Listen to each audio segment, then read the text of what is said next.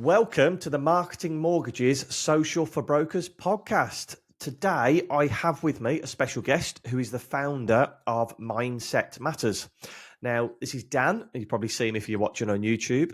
And he has helped countless people achieve their goals all through using a positive mindset, which if you follow some of our content, I'm all about trying to keep things positive. So this episode is for all the people that have listened to our message before.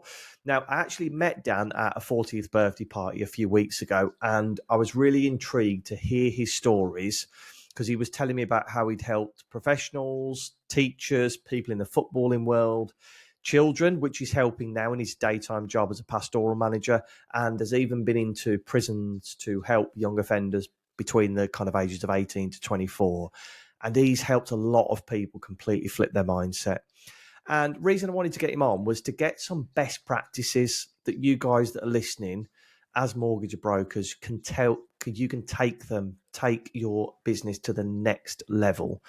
Because as business owners, it can become a place where we're all on the treadmill and we don't take that step back to assess how we can change our mindset to really help our business. So without further ado, Dan, welcome on the podcast, mate. Thank you very much for having me. Thanks for coming on. We've got this in an evening where you're not doing football runs, or you're not doing swimming, or you're not doing gym, or you're not running about after the kids. We've found like one evening where you've got a bit of time. So I appreciate you taking out your personal time because I can imagine with your work's quite full on at the moment, but we'll get into that. But what I like to do with the guests to start with is get a bit of a background to who you are, where you've been, and how you've got to the point as to where you are today, please, Dan. Yeah, so it started out leaving school, signed professional contracts with West Bromwich Albion Football Club. Spent 5 years there till I was nearly turned 20. And that's probably where the interest in mindset started. It was probably without even really realising it. It was more of obviously from an athletic background, sort of sports psychology. We got it was obviously early 2000s, so it's still quite new in football, but we were getting little bits drip fed to us about sort of mindset in sport, and that's where my sort of interest started. Really, again, like I say, without really knowing it. Fast forward a little bit, spent another 3 or 4 years in professional football till I was sort of 23-ish. And yeah, as everyone knows, a difficult industry, especially as I was a goalkeeper, so obviously there's only one place available. You're looking for a contract each year. It's very unstable. It's okay when you're young, but as you get older and you've got commitments, it's a difficult thing to not know whether your contract's being renewed and chasing a contract, moving around the country. So I decided to come out of that and start playing semi-professionally. So that's training 2 nights a week, playing on a Saturday. You still get paid okay money, but it obviously opens up the opportunity to go and get a job and earn an extra income with more focus based on that. So bizarrely, I flew out to Alicante in Spain and spent 6 weeks out in Spain doing a personal trainer course. And again, that was quite heavily mindset based, obviously around when you're helping people achieve their goals in the gym. You'd be amazed about how much of it is actually mindset to actually get them in the gym in the first place and get them staying on track with their eating and everything. So then obviously my love for mindset grew a little bit more. Did that for around sort of 10 to 12 years, helping lots of different people achieve lots of different goals. Again, using that mindset, the sort of the pillars of mindset to make sure they were building positive habits, eating habits, training habits, all those things. At that point, I'd never have called myself a mindset coach. It was just something that I was doing sort of as part of my job, really. It wasn't anything that I'd say, oh yeah, we're going to do some mindset here. It was just those tools that I was building over time and using them on a daily basis. And then I think my first sort of look into mindset, I was 23, my daughter was born. And that was a real shift for me in me personally and personal growth and kind of wanting to be better. And I picked up a book called The Secret, if anyone's ever read it. And that was heard of it. I've never read it actually. I've never read that one. Yeah, it was sort of, and I always sort of reference it because it was the first book that I read that was an actual linked to mindset book. So that was 17 years ago. So I picked this book up, read it within 2 days, I think. Reading it back now, there's some great stuff in there, and there's some stuff that I wouldn't recommend in there. But that was definitely the start of my interest and my journey. And then from there, it was just kind of book after podcast after TED Talk after. I was just to absolutely absorb myself in it. I stopped listening to the radio in the car. I was listening to Tony Robbins and Jay Shetty and people like that, and just absolutely absorb myself in it. Any opportunity where there was downtime, like I always say, listen to the radio in the car is a waste of time. There's so many other things you can be doing. At the time, I was driving an hour to work, hour back. So for me, that was sort of 10 hours a week that I was learning and growing, and almost became a bit of an obsession, I suppose. I really saw the benefit of it, and absolutely loved it. And then obviously I was sort of on my own personal journey of growth and wanting to be better and have a stronger mindset. So whilst learning all about it, I was growing as well and implementing all these things in my own life over sort of over a 10-year spell, really. And I'll never forget, I went to a sort of a seminar, a training, if you like, with a company called Mindset, and it was a 3-day mindset course all around everything to do with mindset, and they had their own sort of structure. And the guy sat there and he sort of put it out to the group, and he said, if I could have a magic wand and you could do anything you wanted to do, what would you do? And I sort of sat there thinking, I'd do what you do. I'd stand at the front and help people, and that'd be what I'd love to do. Cut a long story short, the company that I worked for were really interested in it. I was really interested in it. I'd already sort of had these implementations in place that I'd put in my own life. Sat down with the director, and he said, right, we'd like you to start delivering it within the organisation. So I'd worked at a charity. He said, I want you to start delivering it to the young people that come to the charity. I want you to start delivering it to employees that haven't had it. And then basically they started putting me out to organisations that we worked with, whether that be schools, businesses, where I could deliver my own mindset sort of training. I'd work with small groups. It depended on what the organisation wanted, really. I'll never forget the first one they asked me to do. I had to go and deliver to 200 teachers on January the 2nd. I've never been so nervous. So now working in school, I know what that day's like. No, everyone's like going into the Coliseum, was it? Absolutely. Like stood in the middle. And went in there with my presentation that I developed myself from my years of learning, and delivered it to these 200 teachers. And as you know, when you deliver something for the first time, sort of wife rang me, how did it go? I was like, I thought it went well. It was some great things in there, great things for them to help them with. And then the feedback that I received from those teachers was absolutely phenomenal. It really blew me away. Wow. I had to go back into the school a week later, and a teacher came to me in the corridor and he said, I was in the training you did last week. I'm quitting my job. And I was sort of like, what? I was like, that wasn't really the aim. That wasn't what I was supposed to do. That wasn't the aim of the talk. It was to try and just put the things that I'd said within the talk about, and I'll talk about it later on, about being unhappy and really having a look at your life. And he said, no, I sat there. He said, I went home and this isn't what I want to do. I don't want to do this anymore. Yeah. Go in there. Sorry. That's all right, no worries. We're having a little visitor. This is why I keep the podcast raw, because things happen and it just shows this is normal life. This is exactly normal life. Because I know there'll be mortgage brokers listening to this where they'll be doing appointments and people will, you know what I mean? Little ones will jump in. It's all part of it. Love it.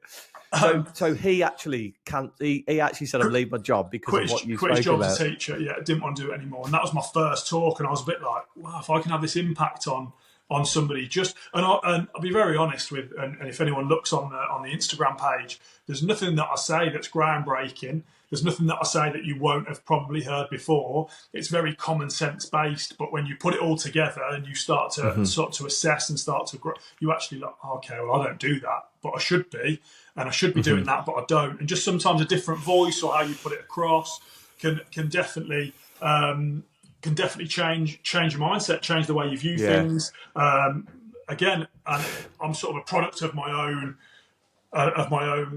training. Really, it was how I grew as a person and how I changed as a person and how I saw my outlook on things is then what's delivered in the training when I work one-to-one or when I work in groups. I'm talking from experience of growth, and it's not it's not something that I don't practice what I preach. I literally everything that I talk about is something that I do every day. Yeah, it's not as if it's not as if you went to that 3-day seminar, learned about, in inverted commas, mindset, and then taught it. It was, you were listening to books for 10 years and you've almost put those things into practice to help people. And what's your Instagram handle for people that are listening? At Mindset Matters 22. And you'll see Dan having the ice baths in the morning, and he doesn't shiver once. I don't know how he does it, but I've watched these videos, and I'm like, my teeth would be going and everything. So we've got a bit of a background as to how you got into it, which is fantastic. Out of the talks that you've done, you talked to me about helping children in schools, and you've been in prisons. But are there any talks that you're really proud of? There's one that sticks in your mind that you're like, Chris, this is the one that I felt had the most effect on people?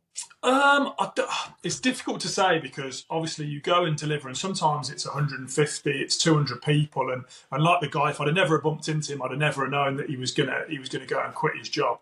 So it's difficult because sometimes I'll go in, I'll deliver for 90 minutes or whatever it might be and leave. I might not see those people again. So there could have been some amazing impact that I know nothing about.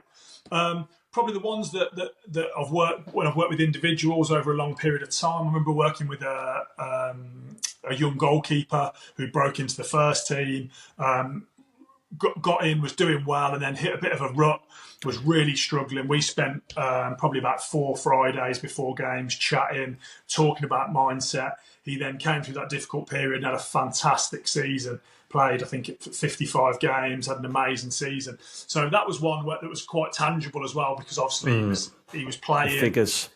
Absolutely. Whereas, again, it's with people, it's difficult. It's difficult to tell growth in mindset. Really, it's a difficult thing to tell. Obviously, work in the prisons for the young men who were in prison, who'd come out and go and get jobs. That was amazing.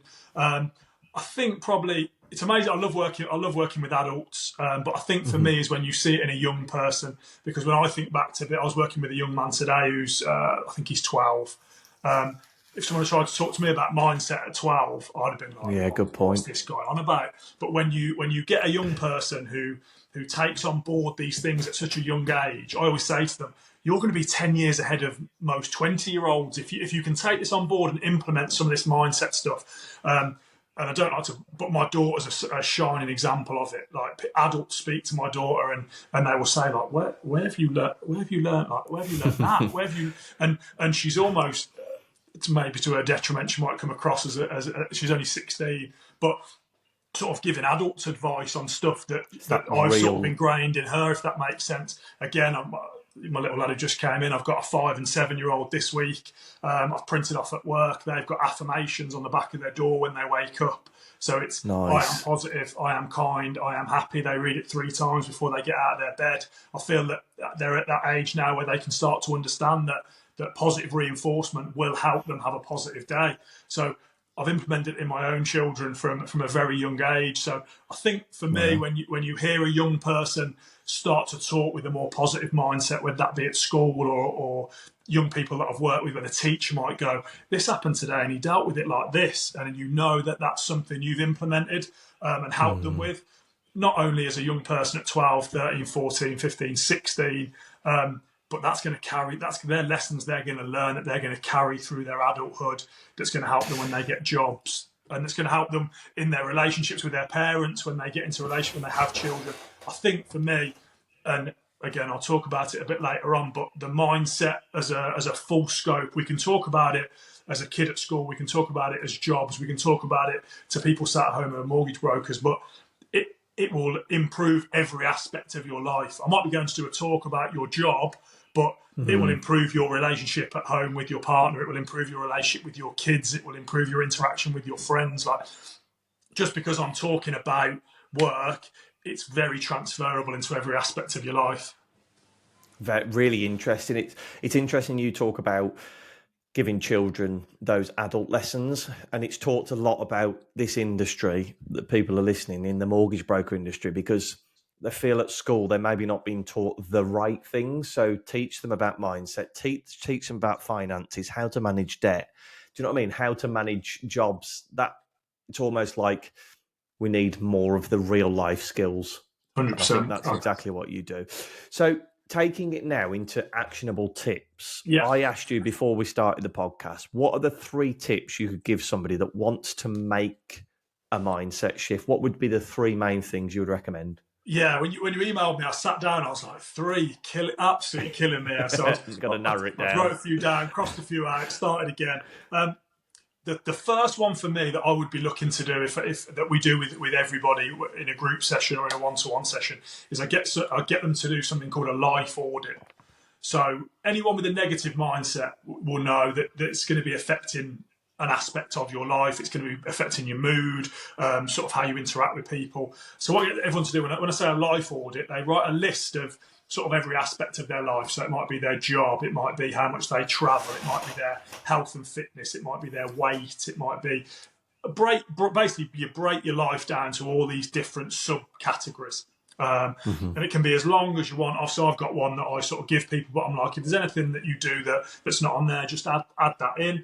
Obviously financially and all these sorts of things. And they score it out of 10. So 10 being it's the best it could be, absolutely amazing. 1 being it's absolutely awful. I need to make some drastic changes to improve my happiness ultimately, which is obviously linked from mindset. And they score everything out of 10.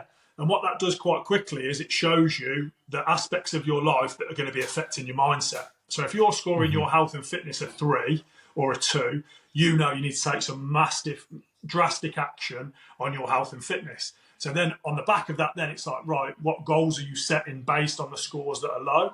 Because if you can improve the 2s and the 3s, then that's going to improve your mindset. You're going to feel better about yourself. You're going to improve your confidence, your happiness, all the things linked to mindset.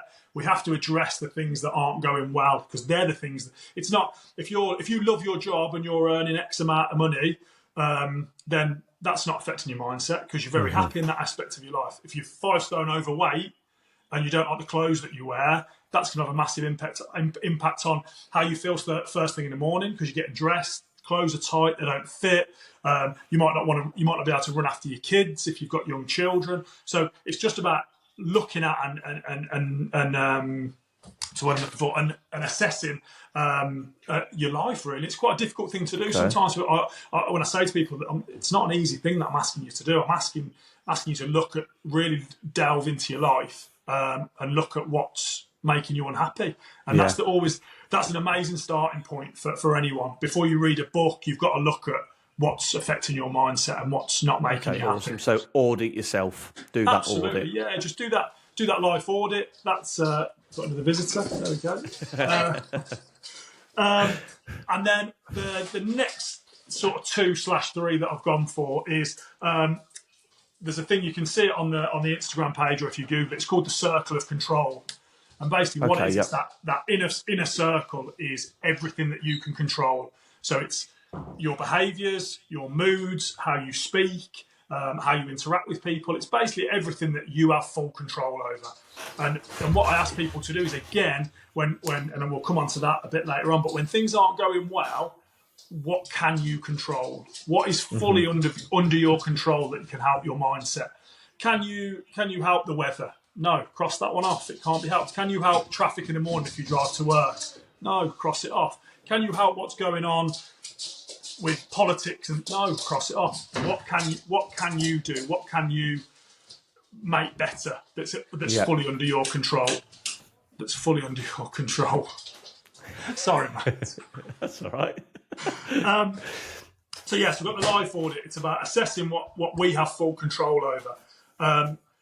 And linked to what's in full control is, again, when people have a negative mindset, it's talking about they give the power away. So those things that they have full control over, they say, oh, but they made me angry, or but that situation made me angry, or that situation made me frustrated. They've given that power away to somebody else. When we take that power back and go, actually, again, it's all about auditing and looking at what makes us, like, why was I angry at that situation? Why did I allow that person? People don't like to hear it because they always think they get angry and it's from somebody else or from a situation.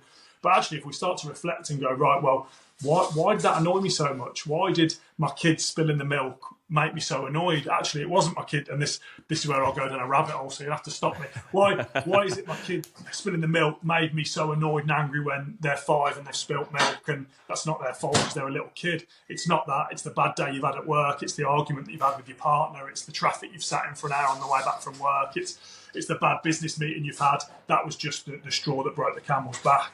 So that'd be my next one, about taking full control of what you're in control of. You feel. And love that. The last one, I think I might be dipping into 4 here, but one that we always talk about as well is that we can all give the best advice in the world to our friends and our partners. We don't always take the best advice for ourselves. So I always say to people, if you're sat on your deathbed and your grandson or granddaughter came to speak to you, what advice would you give them in the negative situation that you're dealing with? Because I'm sure as old people on our deck, we'd give some fantastic advice, because let's face it, we're nearly done. And I always revert that back and say, well, what advice would you give yourself now? Don't wait till you're on your deathbed to be that wise person giving the fantastic advice. Take that advice yourself. Okay, so this situation comes up. What advice would I give somebody else? And I'll never forget, a good friend of mine said to me, it was actually about Mindset Matters and about, I'm not sure about putting videos out. It makes me feel a bit strange. And he said to me, well, what advice would you give me? And I said, I'd tell you just to do it anyway and stop being a wimp. And I said, and that's what got me to bite the bullet and start putting videos out and videoing myself and things like that. So yeah, sometimes we know the answers, we just don't take it. Give yourself your own advice. That would absolutely be love those. Absolutely love those. And that is, I love the last one, because we're so keen to give other people advice, but never give it to ourselves. Another piece of advice I'd like to talk to everybody about is, how do you get people to stick to the habits? Do we have to be ready, or can we force ourselves to stick to habits? I think, again, habits are an interesting one, because I always say to people, is your why big enough? So when you're looking at build a habit is to achieve a goal ultimately, and we break that down into goals or habits that will then lead to us to achieving the bigger picture. We take X and then we break that down into small habits, and once we've achieved all the habits and we can do it on a regular basis, then we will effectively achieve the goal or be closer to the goal. Now, can you force it? You can't. Funny enough, I talked to kids today. You can't force somebody who doesn't want to do it. So if somebody doesn't want to lose weight, or doesn't want to run a marathon, or doesn't want to improve their mindset, they're not in that headspace to do it. They have to come to you with like, right, I'm ready to do this now. And then when it comes to habits, what people try and do too quickly is they try and do the massive habit first. So rather than going, right, I'm going to break it down into 1% and I'm going to improve 10 things by 1% and making that 10% improvement, people want to improve by 50% straight away. So let's just use the ice bath, for example. Someone comes, I've bought an ice bath. Right, okay, well, this is just a very simple. Do you have cold showers? Oh, I hate cold showers. As soon as a cold shower goes cold, I jump out. But you've paid 200 quid for an ice bath, and you're going to go and get in that every morning at 5 degrees. Yeah, I'm going to do it. You're not going to do it, are you?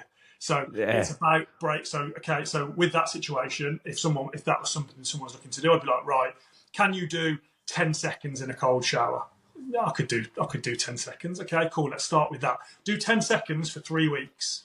Okay, yeah, cool. I can do. And then can you do 20 seconds? And it's about, like you've said, injecting that habit. And then when it becomes a habit, then you can improve on it. What you don't do is go, I'm going to do 10 minutes in the ice bath every morning at 5 o'clock in the morning, because you'll do it once and then you don't do it. And then, so it's about looking at those 1% changes. Again, something for me, I could never wake up at 5 o'clock and go to the gym. And I did it. I used to get up at 6 o'clock, and again, it was just 5 minutes for 3 weeks, 5:55, and then it was 5:45. 3 weeks, get into the habit. I thought, I'll feel okay, and then it was back again, 5 minutes at a time. Now, comfortably, 5 o'clock every morning, off to the gym with ease, and that was just. But if I'd have gone from 6 to 5. I'd have probably gone, it's too tired, I can't do it. It's so true, isn't it? I do it so many times. If I've got quite an addictive personality, I'm like, right, this is the new project I'm doing, and everything is narrow focus. So everything else can go away. I'm doing this one thing. Yeah. And then I realise, bloody hell, I can't leave all the other stuff. I've got to still do that, and I get bored of the stuff in the middle. You know what I mean? It's like healthy eating. You go so far one way. Well, why not just make healthier choices? Or absolutely. Bringing it back to social media with people, it's almost everybody's like, right, I'm taking on social media. I'm going to post 5 times today for the next month, every day. I'm like, no, let's start with 3 times a week, and then we can build it up from there. It's just that gradual increase, isn't it? Yeah, and I think as well, what that allows to happen is a lot of mindset gurus now are talking about that stackable evidence. So when you look at getting up early and the benefits of that, after 3 weeks, you're like, I feel all right. We can, and then that's the evidence based on the positive habit. So the 10 seconds in the cold shower after 3 weeks, right, I feel great after 10 seconds. That's amazing. And I've done 10 seconds for 2 weeks. So actually, now I feel good. I want to do 10 seconds. I want to add another 10 seconds on. It's a bit like with the healthy eating. Right, can you cut out, and we used to do it with clients all the time. All I want you to do first week is cut out crisps. Other than that, carry on with your diet, but I have 3 takeaways. Yeah, no problem. Carry on. Just cut the crisps out. First week, cut the crisps out. Okay, I can do that. Yeah. Okay, week 2. Can you make sure you're drinking 2 litres of water a day? So all I've got to do is cut out crisps and drink 2 litres of water. Yeah, that's all I want you to do. But you're just stacking it all the time. And then they're getting the positive reinforcement of, well, I managed to not eat crisps for a week and I managed to drink 2 litres of water for a week. So now they're getting that stackable evidence that they can do it. I'm not going, right, there's a salad, you've got to eat that every day. From somebody who, and obviously you're taking people from different, with anything, with whatever it might be, you're taking people from different, so it might be somebody who's starting at the bottom, somebody might be starting in the middle, somebody might just need a fine tweak to get them to the next level. But it's about just making those, and I call them 1% changes. I think I like that. Clive Woodward spoke about it when England won the World Cup. He said he didn't change anything massively, but he changed 100 things by 1%. So a lot of things the players didn't even notice were changing, but he changed all these little things by 1% to then effectively get 100% of improvement. And I think in health and fitness, in business, people are too keen to see the 25% jump or the 25%. It's like, can you get it by 1%? And can you get 10 things by 1%? How happy would you be if everything improved by 10%? Well, that'd be amazing. Massively, yeah. I think it's one of the famous sayings, isn't it? People overestimate what they can do in 1 year, but underestimate what they can do in 5. Absolutely. And that's such a true saying, isn't it? I love that. And I think the problem is now as well, everyone wants a quick fix. No one wants to be told, 100%. Right, okay, you're going to be in the best shape of your life in 3 months' time. It's going to take you 90 days. Yeah, but I've seen this on TV or on Instagram, and I can take this tablet and do it. No, in anything, those things don't exist. In business, in sport, in health and fitness, the quick fixes aren't available. It's the consistency, it's the focus, it's the habits. Those things gain the long-term results. And even now, I'll have people chat to me about mindset, and they're like, right, what can I do now that's going to change my life? I'm like, it's not necessary. We're talking about, for me, a 20-year process. And I still listen to podcasts or talk, like when I was chatting to yourself at the party, and I'm still learning about myself now. So I don't sit here and claim to be the finished article and, I know everything about mindset. No one can teach me anything. Still listening to podcasts, still reading books, still trying to get better. It's an ongoing thing, isn't it? Yeah. It's like going to the gym. It's forever. It's forever. Yeah. You're never going to get me sat here going, I know everything about mindset, because there's always new things out. There's always things changing. Like in anything in life, you have to keep learning and keep growing and keep up to date with things. Absolutely. You need keep trying to be better. So if it's somebody that is, so we're talking about all this positivity and we're going to do 1% and we're going to do this and we're all in it together. Yeah. How do you stop somebody that's maybe in a spiral of negative thinking? And I heard this on the Diary of a CEO podcast, that they get a bit of negative feedback, then they might get a negative email, then they pick up the negativity from their partner, and it's just a downward spiral. How do you get somebody to break that spiral of negative thinking? So a really good thing that we use with people is talked about a little bit throughout, as a reflective process. So what we sometimes do is we, like you've just said, you get the negative email, you get a negative conversation with a partner, your kids have done your head and you put them to bed and you're annoyed, and then you go to bed annoyed. and then you wake up annoyed. And like you say, then there's actually a diagram of a negative thinking spiral that's got all the different stages of it that you can find on the internet. I think I've put it on the Instagram page as well. That's right down to sort of depression, and I think suicide's right at the bottom. Gosh. So it's about reflecting on what has made you feel that way. So I've just made a quick note. You write it down. So it might be at the end of the day. Journaling's a massive thing if you can. Especially men don't talk as much. So if you want to write it, get a notebook. So on that, and the big thing about reflecting is that if you reflect on it and learn from it, then chances are you won't make yourself feel that way again.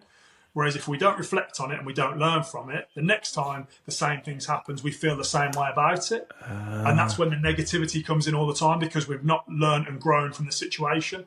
So we get the crappy email. The same happens again. We go home, we have an argument with the wife, the kids are being naughty. You haven't dealt with it last time because you just went to bed annoyed. So what do you do again? You go to bed annoyed. And then that's when the next day comes in and you've woke up and you're already annoyed. What about if you wrote it down? Right, this happened today, this happened today, this happened today. How did that make me feel? Why did I feel that way? Why did I then... I went home and argued with my partner because of the negative email of how I felt at work. What if... And the better you get at this, and like I said, I don't claim to be an expert, but after doing this for a very long time, you can almost do it on your way home from work in your head when you get good at it. Right, why am I driving home and why do I feel annoyed? Well, it's because of this. Right, what was in my control in that situation? Is it just an email out of the blue that I have no control over? Did I not do something at work that I should have, that I've now got the negative email? So next time, do I need to make sure that I tighten up on X, Y, and Z? Is it that you haven't been to the gym, so you haven't lost weight, and you're annoyed because you haven't lost weight? Well, what do I need to, what can I take accountability for? I need to go to the gym. I need to make sure I'm eating what I need to eat. And then next time when I get on the scales, obviously that can be it. I'm just trying to use a few scenarios. No, that can be any aspect of life. So ask yourself, is it in my control? What can I do to fix it? So it's those things, my behaviours, what do I say? How do I deal with it? That's all in your control. What can you do with that negative situation? And sometimes you'll sit there and go, nothing. It was completely out of my control. The person was very unreasonable. But it did annoy me, but I know it was out of my control, so I'm going to park it and leave it. Again, what I deal with difficult parents at work all the time. I have to go to reception, deal with a difficult parent. They're very unreasonable. It's at the risk of sounding arrogant. It's nothing to do with me. It's nothing heightened because something to do with their kid. And I have to go over and walk away and be very thick-skinned. And luckily, I'm probably why I do the job that I do. I walk away and it's gone. It's out of my control. It's on such a skill to have, though. Absolutely. 100%. In a world where people can email and say not nasty things, but can be unreasonable with their response. Absolutely. It's very, very easy to take it to heart, isn't it? So it's having that ability to, right, why did they respond? Was it something I cocked up on? No. Okay, well, it's unreasonable then, because, I completely understand. Sorry, 100%. I know you've been saying something else. Yeah, no, it's just about, and again, I talk about men a lot, women a lot. Women are a lot more like to ring their friend and go, oh, this and this and this, and offload, and then maybe, and if you get an advice from a positive friend who's got a positive mindset, that can be really useful. Sometimes, and again, we're in danger of having a negative friend who you ring, and then you, on the way home from work, you have a 30-minute negative conversation about how terrible your day's gone and how terrible their day's gone, and you get home and you don't feel any better because all you've done is moan for 30 minutes. Yeah. That's a whole different conversation. But misery loves company, doesn't it? That would be the big one for me, that if anyone wants to deal with a negative situation, and more importantly, not just deal with it, but learn from it, it'd be doing that reflective process of, and asking yourself, why did I feel that way? Why was I so annoyed? Why was I so frustrated? And breaking it right down to what was in your control. And then the big question to ask yourself is, and I still do it now, if that happened again, how would I want to deal with it? Or how would I want to feel? Nice. So if maybe at school, maybe I'm having a bad day and a kid at school does something and maybe I react in a way that I wasn't particularly proud of. On the way home, I'm like, so you did that. Why did you react in that way? If that happens again, how would you want to react next time? And that's the most important thing. It's about, we all make mistakes. We're all human. We're all going to react to things.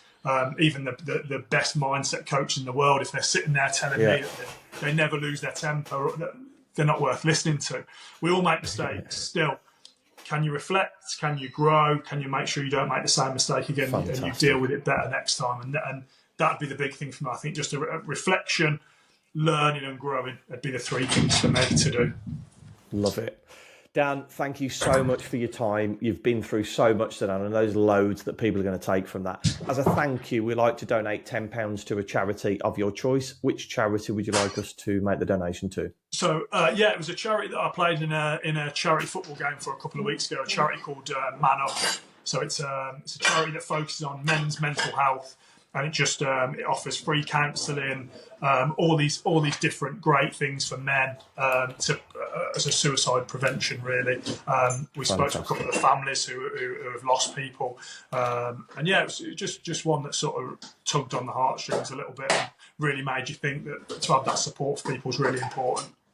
Fantastic. And if people do want to get in touch with you, you offer one-to-one coaching, don't you? Where's the best place for them to reach out to? Is it through your Instagram? Yeah, through the Instagram. Yeah, jump on Instagram, drop me a message, can see what you're after, what you're looking for, and then we can take it from there. Awesome. Dan, thank you very much for your time. Really appreciate it. Thank you. Thank you very much for having me. Cheers. Just stop it. Mate, it should be stopping now.